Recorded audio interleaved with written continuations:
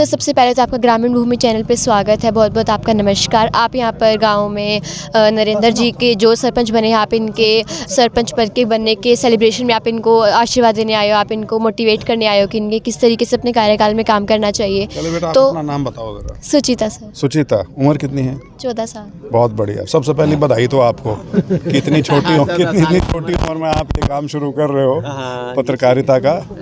बाकी सर, जैसे कि हम सब देखते हैं कि सरकार ने नारा दिया है बेटी बचाओ बेटी पढ़ाओ का, लेकिन फिर भी आज भी गांव में लड़कियों के लिए लाइब्रेरी की बहुत ज़्यादा ज़रूरत है। तो अगर सरपंच जो है लाइब्रेरी तभी बना पाएंगे अगर सरकार की तरफ से उनको कोई इसके लिए विशेष बजट दिया जाएगा। तो आप इसके बारे में क्या कहना चाहोगे? सबसे पहले तो भाई नरेंद्र को बहुत बहुत बधाई। बड़ा कांटे का चुनाव था और वो बड़ी पिछले साल 1.5 साल की जो उनकी मशक्क़त थी, जो उनकी मेहनत थी, वो उनकी काम आई और गांव वालों ने अपना विश्वास उनमें व्यक्त किया है।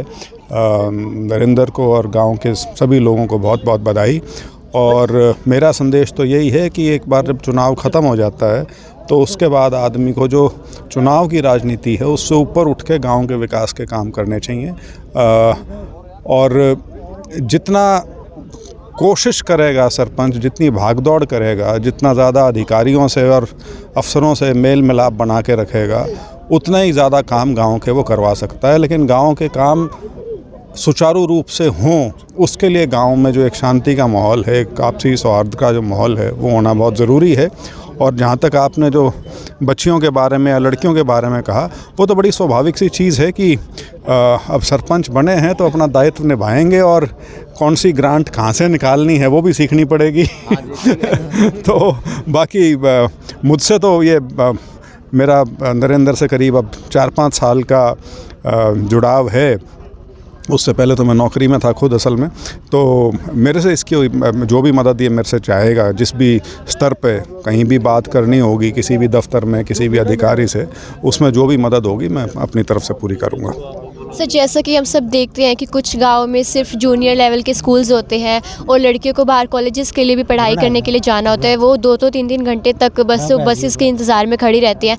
वैसे तो सरकार ने बोला भी था कि वो लड़कियों के लिए स्पेशल एक बसेस की ट्रांसपोर्ट की व्यवस्था करेंगे, लेकिन अभी भी बहुत सारे गाँव में ऐसी व्यवस्था नहीं है। तो आप इस बारे में क्या कहना चाहोगे? नहीं, देखिए, शिक्षा प्रदान कराना किसी भी प्रदेश सरकार का दायित्व है, बल्कि मैं कहूँगा प्रथम दायित्व है, और ख़ास तौर पर लड़कियों को शिक्षित कराने का।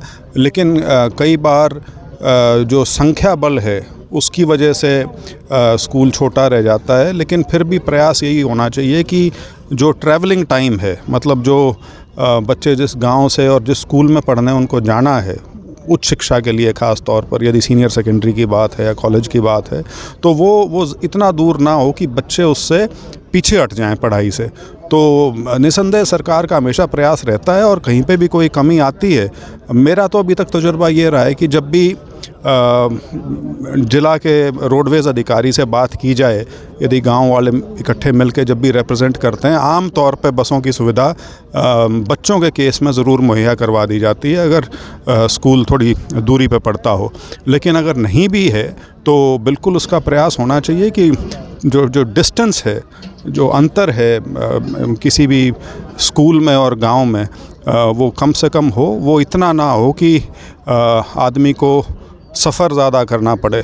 2-4 किलोमीटर तक तो बात समझ में आती है, लेकिन उसके बाद यदि हो जाता है तो फिर माँ बाप भी सोचना शुरू हो जाते हैं कि बच्चों को किस प्रकार से स्कूल में भेजना है। तो मेरा तो हमेशा से प्रयास रहा है और सरकार से हमेशा अनुरोध रहता है कि जहाँ भी इस तरह की डिमांड आए, ज़रूरत आए, कम से कम जो बस की सर्विस है वो ज़रूर प्रोवाइड करानी चाहिए।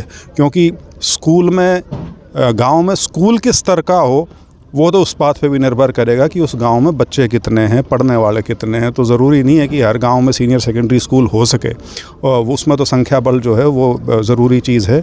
लेकिन हाँ, छोटे गांव या वो जहाँ के बच्चे थोड़े हैं और उनको दूर पढ़ने जाता है, उसमें बस की सुविधा सुनिश्चित कराना ये सरकार का कर्तव्य है। सर, आप भी अभी नए सरपंच बने हो तो आपको भी बहुत बहुत बधाई। आप हमें बताइए कि आप लड़कियों के लिए क्या करोगे? सबसे पहले तो लड़कियों के लिए गांव में लाइब्रेरी चालू कराएंगे। ये जो बाहर ये कोचिंग लेने शहर में जाती है, जिसकी सुविधा वो गांव में ले सकेगी।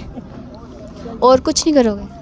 तो अभी भी बाहर जाती हैं लड़कियां पढ़ने के लिए, लाइब्रेरी में तो सर वो खुद सेल्फ स्टडी कर सकती हैं, उन्हें कॉलेजेस में जाना होता है, उसके लिए ट्रांसपोर्ट की व्यवस्था कहाँ से लेगी? मेरे गांव में 8वीं तक का स्कूल है, उसको 12वीं तक का ले जाने की कोशिश करेंगे। 8वीं से ज़्यादा क्लास की लड़कियाँ गवांडवा के स्कूलों में जाती है, जिसको यही सुविधा मिलेगी पढ़ने के लिए।